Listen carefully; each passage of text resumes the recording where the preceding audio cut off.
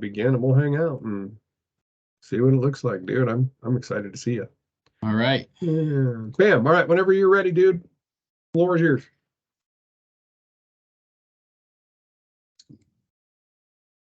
All right. Well, Eric and Mo, thank you so much for taking the time to meet with me today. I just want to double check. Can everyone see my screen right now? Yes, sir. All Looks right, like right on. Arizona, Colorado. It's kind of pretty. Yeah, we have a couple different filters based on where we're pitching. So I thought it aligned nice with the Fort Collins-esque for this presentation. True. Now, is everybody here that needs to be here on this call, or are we waiting on anybody else? Yeah, we're good. My cleaning guy, Mo, is really interested in learning how to sell mattresses, so I thought I'd bring him on the call here, but he's also really smart digitally, so I thought it'd be a good asset. Absolutely. Well, I'm glad you're here, Mo. Thank you again for taking the time. And has anything changed since the last time we met last week, Eric? No, it's possible I may have another franchise opportunity, but that could be 3, 4 months away. So when that happens, if I like the plan here, maybe we could talk about recruitment. Aside from that, we're in the same place. Right on. And speaking of liking the plan, if you do end up enjoying what we have put together, we're able to get start the process as fast or slowly as you see fit. Cool. And I'm just excited to show you what we came up with based on our last meeting. Right on. Thanks. I appreciate it. Yeah. Absolutely. Now, to start off, this slide just basically is here to tell you about Town Square and that we're a media company offering a wide variety of solutions for our advertisers. Now, the reason why I bring this up is because the plan that we put together for you is highly customized and tailored specific to your business. Now, if there's something that catches your eye here that's not within the plan, we can have that talk to see if it's a good fit, see what that looks like within the plan. Basically, just want to let you know that we're here for you and can accommodate whatever change you might need. Cool. Yeah, you guys do a lot more than I thought. That's cool. Well, right on. Yes, it is very cool, and we're able to deliver a bunch of different tactics based on the strategy, so it can get pretty cool. Now, going over the campaign overview, this basically is just here to show you a summary of our last meeting. Basically, what we heard from you was that you already have your phone call leads goal already taken care of through your SCM. I don't really want to touch that. It seems like it's working well for you. I'd love to focus on the walk-in leads to drive new business for you for your Fort Collins location for a mattress. And basically, what we're going to strategize to do is build brand awareness around the store, create consumer interest around the store, and then reach that audience within the comfort of their home, own homes, and track the foot traffic that goes to that location after they're served that ad. Okay. Any questions on the strategy or opportunity that we laid out here? No, you nailed it. Like, I'm happy with my current SEM vendor. Corporate handles that anyway. So I am looking for someone that can show me bodies walking into the store because we have like a 50% close rate. So, yep, interested to see what you got. Right on. All right, we're moving on. Eric, are you familiar with the consumer purchase funnel by any chance? Yep. I took a little bit of marketing in college, so I know the model's been around forever. I have a basic understanding. Right on. Well, I took the liberty of putting your current strategy within the funnel. Now, I mentioned that you're already handling your phone calls through SCM, which I think is a great tactic for that. We might have some differences on ideology about local print and Valpak, but for the most part, it seems like this strategy is working well for driving phone calls. Now, however, if you take a look at the updated slide, there's no really tactic or strategy involved to convert those walk-ins. Now, is that a correct assessment of your current strategy? Yeah, I mean, the goal initially was the Valpak piece was supposed to get people in with the receipt, basically the coupon, but the truth is we don't discount anything, and they're discount pigs. Like, the people that open those things, all they want is a good deal, and that's not me. So frankly, I do them for visibility, but I'm not seeing a whole lot of a return. Well, I'm excited to show you some ideas that we have about how we're able to show that return. And before we get into the tactics of the plan, I'd like to for you to meet a persona that we put together about your target audience. This is William, and William is a top 10% earner of household income. He lives within 50-mile radius of your Fort Collins location, and he's over the age of 45. And is William the type of person you're looking to get your message in front of? Yeah, I mean, he has the pockets to not need a discount, and he's old enough that his back might not be the most comfortable. That's kind of the perfect cross section of what we're looking for. Absolutely. And to your point earlier, you feel as though that you're focused on the top net worth people that don't want to discount to a lower range. You make a premium product, it should go to the right people. So I'm excited to show you how we're going to get your message in front of William in a lot of different ways. Cool. Now for the recommended solutions, starting off with YouTube. Now, YouTube is designed as a brand awareness tactic. Simply put, we're going to deliver William skippable pre-roll videos on YouTube of your ad. And it's a very cost-efficient method that we see a lot of success with because we're positioning your content in the right audience that's going to resonate with them more. And for that reason, we actually see about an 80% video completion rate, which if you look at your own personal journey with YouTube, you probably skip videos a majority of the time. Is that correct? If you're talking about the ones that start playing when I'm trying to watch what I want to watch. Exactly. Yeah, I skip those 100 times out of 100. They mean nothing to me. Actually worries me a little bit that you guys would be using that as a medium because I know I don't watch them at all. Well, the good thing is that we would be tailoring this medium towards an audience that does watch it, that is engaged, and the fact that the message will be relevant to the audience. We know that we'll be able to deliver a higher completion rate of video.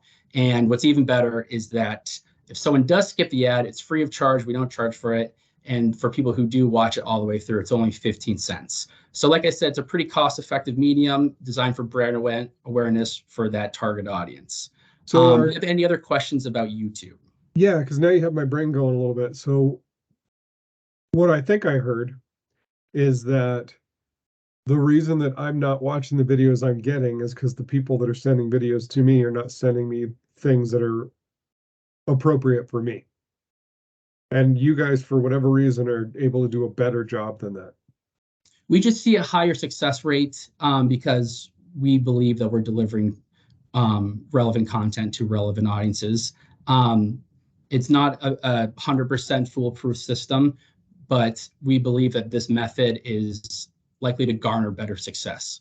Okay. I mean, look, I like the fact that if someone, and I think you said if they skip any of the video, then it's free. Yep. That's great. You know, that's branding. Like I'm totally happy with that. And 15 cents when someone watches the entire video. Absolutely. Okay, no, that's cool. I get it. I appreciate it. All right. Any other questions about YouTube? No, not off the top of my head. All right. Well, moving on to retargeting. Now, this tactic can be used for both interest and conversions, but we're going to focus on driving consumer interest with this tactic.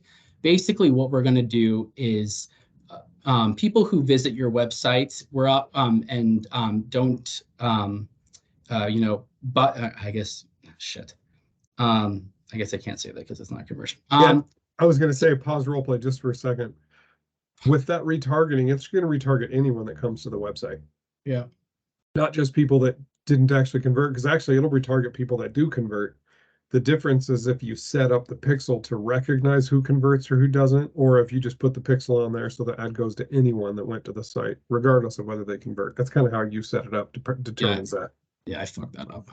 Don't worry about it. You're doing great. Whenever you're ready, back to you. Next tactic is retargeting, and a lot of times this can be used as both a conversion tactic, but we're simply going to be driving website traffic to your site to create that consumer interest. Mm-hmm. We're basically going to be following anyone that visits your website for 30 days and hitting them with another ad to drive them back to your website. This tactic is, we've seen a lot of great success if you have any sort of like cause marketing creative or anything involving the community. That seems to really grab a lot of people's attentions when they're reserved that ad. And basically just, driving that interest and just getting more Williams to your site to just get it across their radar. Okay. Are there any questions about this retargeting tactic? And so this ad could be different than the other ads? It can be different. We actually recommend it's different just so it stands out a little more. And like I mentioned, if there's any sort of like special creative you have in-house regarding like the community or anything that is just like maybe out of left field, I think that will perform a lot better versus a standard creative. Okay, cool. Yeah, it makes sense. All right. Well, moving on to the last tactic is addressable geofencing. Now, this is where we are going to be measuring the success of the foot traffic goal. And we are going to target Will in the comfort of his own home and hit him with banner ads, video ads, and streaming TV video ads across all of his devices. And we'll be able to target Will based off his postal address. And then once they are served the ad, we're able to actually see if they go to your physical location after being touched by the ad. So it's a pretty cool solution that we're able to get really, I guess, targeted with our capabilities here. But more importantly, we're hitting Will in his home and following him to make sure that he's going to your store. Are there any questions about addressable geofencing? Yeah, can you give me any information as to how you guys are targeting the right home? Yep. So it's based off the address of the attributes within the audience. And so we're hitting those zip codes within the 50-mile radius of Fort Collins. And we're making sure that we're targeting those people that the attributes that make up your audience. Okay. And then pause role play just to give you a little nugget of information there, because you're going to get asked that periodically. Well, how are you targeting the household? And let me give you the answer on that one. Then we'll go back to role play. If you think about, you guys both live in a home, maybe an apartment house, not sure. You probably share that home with roommates, significant others, fiancés, kids, like whatever. Do you all have one Wi-Fi network? Yep. So everybody's pulling off the same Wi-Fi network. So all the devices are pulling off the same Wi-Fi network. And so therefore you can see all the activity within the household as an example through that Wi-Fi network. And then you can extrapolate things like one of the devices that spends a lot of time in Mo's house has an app on it, what to expect when you're expecting. That's a pregnant mom, right? Dad has apps on his phone relative to other things. So now we know he's a sports enthusiast. He has a bunch of like sports teams apps on his phones. The devices in these household are going to content relative to kids. They're buying diapers, like they're doing things that tell us about the household composition. Dad in the household is filling out applications on Monster and Indeed to work in the construction space. So therefore, it's likely that there's a component of working in blue collar construction industries. And all of these things are funneling through one Wi-Fi network. And even if you guys think about, you have maybe like two email addresses, your personal and your work, and they're tied to every device that you have. So every time you pick up a device and you do one thing, that one thing is tied to every other device that you own because you're using the same email address through all of them as an example, and they're all sitting on the same Wi-Fi. So that's an easy way to explain it and just put it on them. So in your home, everybody in your home's soaking off the same Wi-Fi, right? So if that's true, then that's one point of entry, and we can see what everybody's doing in the household, which is how you build a model like this. Okay. Explain it how you want to explain it, but that's a snippet of kind of the how. Okay, that makes sense. Cool. Back to you. Do you have any other questions regarding the addressable geofencing tactic? Only can you tell me how many people you anticipate will be walking in every month? I don't know the answer to that question. Oh, good. So I'll get out of role play. How do you find the answer to that? Well, we briefly talked about it yesterday. There really is no direct answer to that. And that's going to come up every once in a while. And when it does, the easy answer is, well, and we already discussed your customer lifetime value is X. Like when someone comes in, you're going to make like $1,500 off them in the next 5 years, like whatever that number was. So I based this campaign on only needing like 5 or 6 people a month to come in. So if that makes you feel more comfortable, go for it. And then the other piece is, I don't know how many people are going to walk in, but I know within the first 90 days, we're going to have established a baseline. And it's at that point, we're going to know on average how many people are going to walk in every month. And then we'll start tinkering with it to try to get that number up. Okay. because there's no direct answer. You'd be lying if you gave any number here. You'd just be totally talking out your backside. Okay. Does that help? Yeah, I guess I just need to get more familiar with that question. Don't worry How about to it, answer it. because here's the deal. I don't know, like I'm sending your TV commercial to everybody in the area that is a good fit, but I couldn't tell you how many of those people are going to get off their ass this month and come into your store. I don't know. But and in my back of my head, I know I'm asking you for 5 grand a month for this campaign. I'm just making it up.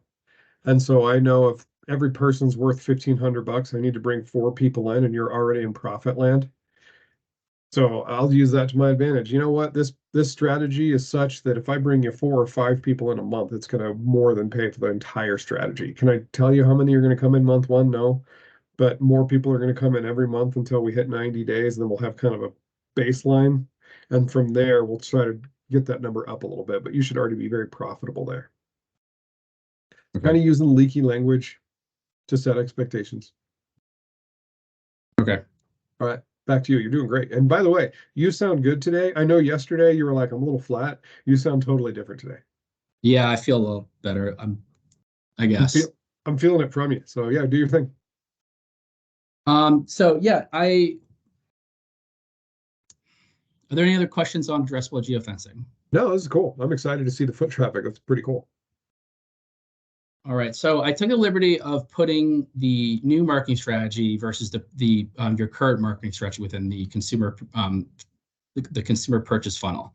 Yeah. Are you able to see how each tactic kind of tells a story of driving that consumer down the funnel, down from awareness all the way down to conversion? Yeah, it's cool how you're covering all the bases for sure.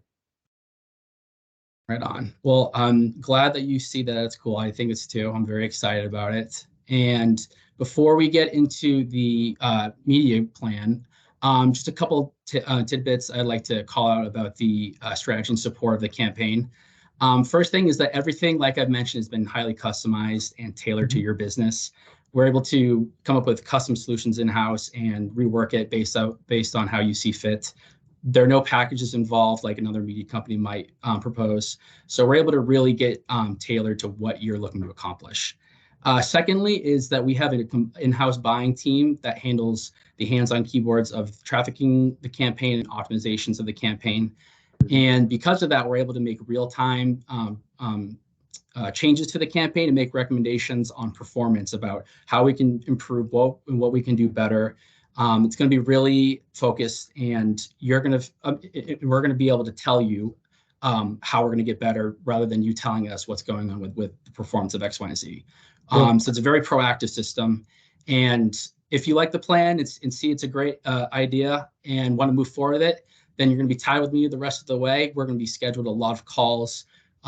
If it's weekly, bi-weekly cadence, whatever, we'll be going over reporting a lot, and not just vanity metrics like impressions and clicks, but focusing on the metrics you care about, like walk-ins and leads. So hopefully this gives you a little peace of mind about the background and the future of the campaign. Yeah, thanks for covering that. That's cool.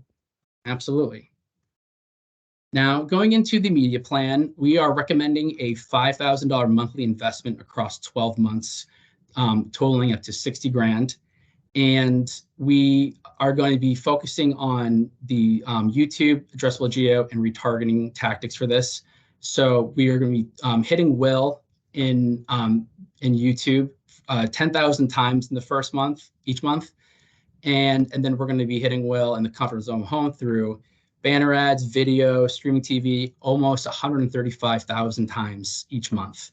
And we'll be able to retarget all users that go to your site and serve them another ad to drive them back to the site, increasing that site traffic. And just so you know, the beauty about this partnership is that after 90 days, if you're not liking the performance, or for whatever reason you're just unhappy, you can fire us. We don't want to be holding anyone hostage. And we only require this because it usually takes about 3 months to learn enough about the campaign to make performance changes. But if you're still unhappy after our recommendations of changes to the campaign after that, no skin off your back, you're allowed to fire us and cut the contract like that. Yeah. Okay. like you expressed earlier about liking the tactics, I'm really excited about the tactics. I think this is going to be a great campaign that I'm excited to get live. Are there any questions or concerns that I can help alleviate if you have any qualms regarding the campaign proposed? No, I mean, look, I like the strategy. I can tell you guys really thought about it. I can see. I like the fact that you're hitting households with a bunch, like a bunch of different ways. So they're going to be seeing me in a bunch of different places. I just feel like I want to come home. I want to have a sit down with my wife over dinner and kind of talk about, what this is. Well, all right. Well, if you don't mind me pushing back a little bit, I did Sure. ask at the top of the hour if there was anybody else that needed to be here. Mhm. So is there something about the plan that's making you feel uneasy? Is it the price, the product? Is it the commitment? Is there anything that I could help address? Um, I mean, ultimately, I guess I'm just a little leery on the addressable geofencing piece and how much foot traffic I may get. Because I do close, I mean, my sales staff closes about 50% of the people that walk into the building. And looking at a $5,000 price tag, I'm going to need to close 20 to 30 people every single month in order to make that 5,000 back within the month. That's a little concerning. I'm sorry, can you repeat that in that last number again? Did you say close 3,500 people a month? I'll need to close like 20 new people per month in order to make back that 5 grand every month. And to me, that's a little concerning. Well, I appreciate you sharing that, and Yeah. I totally understand your concern. But let's have a discussion about it. You said you have a 50% close rate? Yeah. And the good news is that these tactics are designed to drive leads to your store. It's what they're made to do. We're going to be following that foot traffic. But let's say that, so we're showing about reaching 135,000 people each month that we're going to be monitoring the foot traffic for. Mhm. Conservatively, let's say that 10% of this group walks into your store. That's 13,500 people. And if you're closing half of that, that's what, just under 7,000 people. Mhm. So I think that if you do the math out of how many people we're touching and how many people we could be driving, it's going to blow the 20 people a month out of the water. Okay. Does that make you feel better about the proposed tactics? Yeah. Does that mean that you're committing to bringing in that number of people? It's definitely something that we're going to hope to drive for you. It's not a hard metric that we're able to promise, but if you're only looking to get 20 people per month, I'm fairly confident that we'll be able to deliver a lot more than that for you. Okay, I appreciate that. Um, and role play. Good job. Good job. So look, I love that you sniffed out the BS, which was easy to sniff because it smelled horrible. Let me talk to my wife. Like, pretty easy. Um, Way to use the buckets to back me into a corner. And I made it a little tough on you because I used language in my objection that I was wondering if you'd pick up on it, and you missed it, and that's okay. But what I said is, I have to close 20 people to make back $5,000 this month. And when I did that to you, I looked at it from an individual transaction perspective and I ignored customer lifetime value. Does that make sense? And so the easy way to Yeah. get over that objection is, oh, well, do you need 20 people? Like, I'll bring you 20. I think that's realistic. However, let's not focus on an individual profit. Let's focus on what you told me, which is you make 1,500 bucks over a 5-year period. So, I mean, if I bring you in 20 people, let's do the math on that. 20 times 1,500 is what?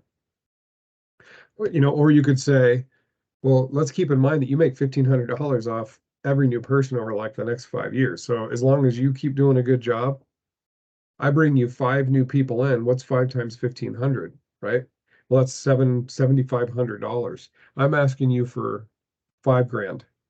And if I just bring you in that number of people every month, you're pulling in 7,500 bucks if you just keep the lights on and keep happy salespersons. Is that realistic on your end? And you'll box me in. I can't, what am I going to say? Well, no, my salespeople suck. I'm not going to keep the place clean. Never. I'm not going to do that. I'm an ego-driven business owner. Oh, well, yeah, of course I'm going to keep the doors open. Of course they're going to continue to come back. Okay, I get your point. I guess I don't need 20. I need 5. And you give me 5, I almost have a 2x on my investment. point making and I'll shut up. So just so you know, it'll happen. Like business owners will change their focus to an individual transaction, and you got to pull them out of that and be like, hey, by the way, no, you make more. Like project your profit. Don't do that. Like it's unfair to you and me. Um, Good job. And no, I didn't like give you the lay down, hey, let's go. But honestly, the way you presented it, I probably would have bought.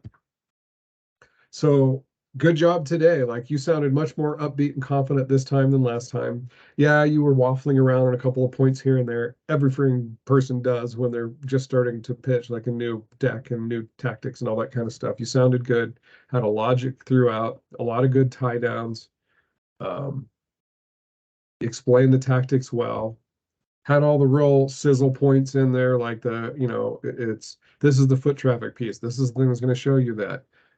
It's free branding. It's only 15 cents when someone watches that. I like the fact that you threw in the whole retargeting is where you can tell other stories like how you give back to communities and all that fun stuff. Like that's great. I also like the fact that you opened up immediately pushing aside last click attribution. Like even if you didn't intend to do that, you walked into the call and said, hey, I already know phone calls is buttoned up by SEM, so let's just push that aside right now. And that's important because last click attribution is a real thing and business owners will hold your ass accountable to it. And you set expectations immediately. Like that's off the table. Someone else is doing that. I'm focused on foot traffic. Good for you. Like you immediately set a realistic expectation. Mo, what did you see? What feedback would you give? I think it was great. I agree with Eric. I probably would have bought at the end. Mhm. And I like how you're very strategic, Taylor. Like you can tell that you think about what you say, and that's something that Mhm. I need to work on. Is like you definitely process it at the very end when you were handling the objections. It came off like you're literally like putting a formula together. It's like, all right, like how am I gonna counter this almost in a way? And you Yeah. were taking your notes.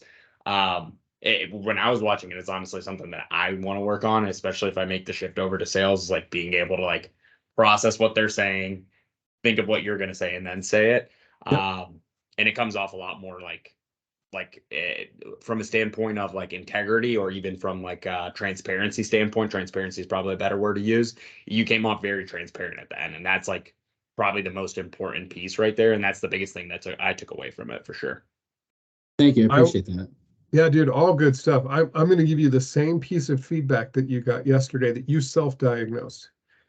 I want you to pitch to your mom because you were still I, using it's all good. You were still using some terminology that really didn't fit in the moment, like audience segments, and you use the term conversions a number of times. And the more you can just get those teeth out of your mouth, like spit those things out, the more this is going to sound weird, the more the business owners will want to kiss you. So um, really focus on I have to explain things in such a way that if I was talking to my mom, she would get it. And when I need to get kind of focused, geeky internal jargon, I can. Like the tools in my belt, but I don't need to pull it out unless I need to pull it out. That's the one thing that I would say is focus on maybe slowing down a little bit, and in slowing down a little bit, it gives you the moment, the brain power to say, oh, how would I say this to mom as opposed to the bearded guy in front of me? mhm. That's the one thing. Because I think that if you do that, you have so many naturally strong sales attributes just in who you are that if I can get you to get out of the internal jargon bubble and put yourself into storytelling bubble, there's no limit to what you can do. I really think you're going to sell the shit out of this stuff. I just want you to speak more plainly to people. That's it. That's it. No, That's yeah, and it. I appreciate that.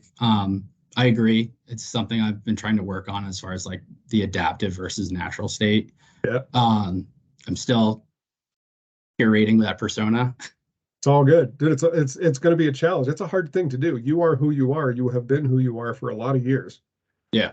And now you have to create this separate version of you that operates a little bit differently than you would normally operate. It's not an easy thing to do.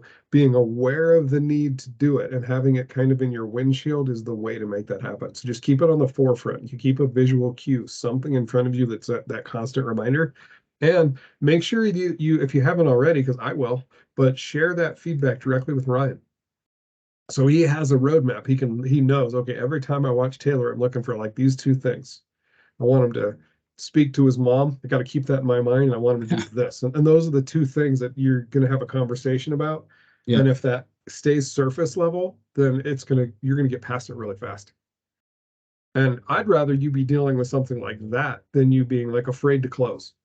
Like the fear of closing or the other things that some salespeople go through that like it's so foundational to who you are, it's hard to get over that. Yours is an easier hurdle to get over. Good job. Thank you. Did you feel better overall today than you did yesterday? Yeah, 100%. Yeah, as well you should. So good job. Let me stop the recording. Done. And then I'll create the same YouTube link for you. And I'll kick that.